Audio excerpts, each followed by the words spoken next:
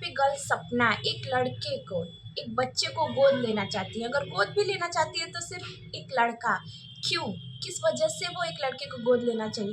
आखिरकार सपना की सच्चाई सामने आ ही गई। जो अपने सास ससुर के साथ करती थी वही उसे लग रहा है कि अब मेरे साथ भी वही होगा। इस वजह से डर के वो एक लड़के को गोद लेना चाहती हैं।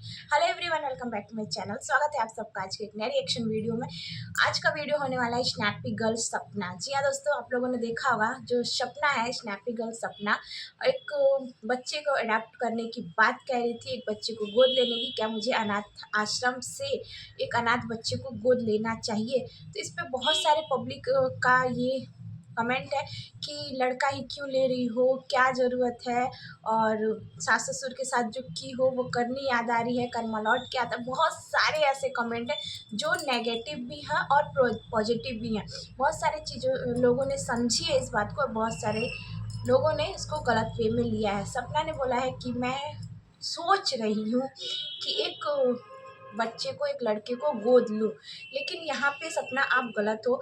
आप इस ज़माने के होकर, कहते हैं नए ज़माने के होके भी पुराने चीज़ें सोच रही हो। आपके पास भगवान जी की दी हुई खुद ही 2 बच्चियाँ हैं, आरू और आरोही, जिसको आप खुद कहते हो कि एक मेरी सूरज जी हैं और एक राजवीर जी हैं। तो आप बच्चियों में फ़र्क क्यों कर रहे हो? आज के ज़माने में लड़कियाँ क्या नहीं कर रही, लड़कियाँ कहाँ तक नहीं जा रही हैं। जहाँ लड़के नहीं जा रहे हैं वहाँ लड़कियाँ जा रही हैं। जो लड़के नहीं कर पा रहे हैं वो लड़कियाँ कर रही हैं। आज के ज़माने के भी होके आप इतना पुराना सोच रहे हो, इतने पुराने ख़यालात में जी रही हैं। और मुझे पता है कि सपना को बहुत अच्छे तरीके से पता है कि लड़का लड़की में कोई भेदभाव नहीं है। लड़का लड़की में कोई, आपकी आरू और आरूही भी किसी लड़के से कम नहीं है। हाँ, सपना को शायद ये लग रहा होगा कि कल को जब ये बड़ी हो जाएंगी, इनकी शादी हो जाएगी, वो अपने घर चली जाएंगी। सही बात है, उनकी शादी होगी, वो अपने घर चली जाएंगी, लेकिन आपको दामाद के रूप में भी बेटा ही मिलेगा।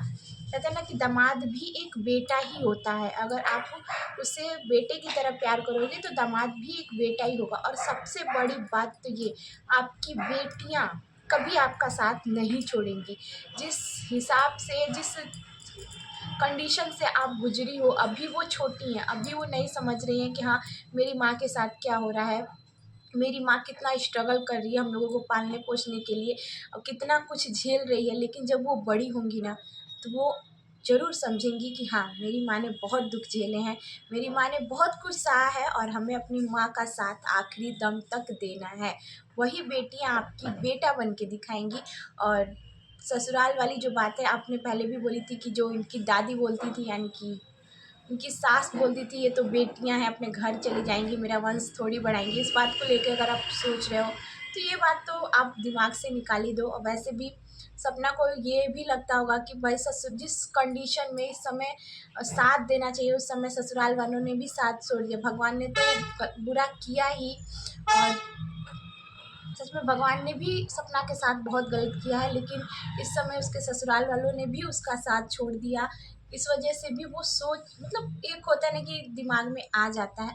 और अच्छी बात है किसी अनाथ बच्चे को गोद लेना, उसको पालना पोसना, अच्छी शिक्षा देना, लेकिन ऐसे लोग जिनके पास संतान नहीं है, जिसके पास बच्चे नहीं हैं, जो बच्चे के लिए तरस रहा है, उनको अनाथ आश्रम से बच्चा लेना चाहिए। किसी भी अनाथ बच्चे को सहारा देना चाहिए, ये बहुत अच्छी बात है।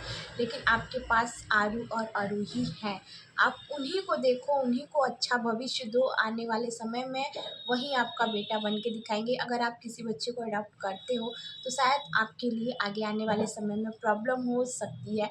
आप कहती हो कि मेरी बेटियों को भाई मिल जाएगा, आपकी बेटियां ही दोनों काफ़ी है, एक दूसरे के लिए भाई भी हैं। सपना जब बच्चियां पूछती हैं शायद कि मेरे पापा कहाँ हैं, मेरा भाई कहाँ है, तो सपना ये बोलती हैं कि मैं ही तुम्हारे पापा हूँ, मैं ही तुम्हारा भाई हूँ। थोड़ा सा बुरा तो लगता होगा, थोड़ा सा नहीं बहुत बुरा लगता होगा। सपना के साथ वाकई बहुत कुछ, समय के साथ बहुत बहुत कुछ गलत हुआ है सपना के साथ। सच में बहुत गलत हुआ है।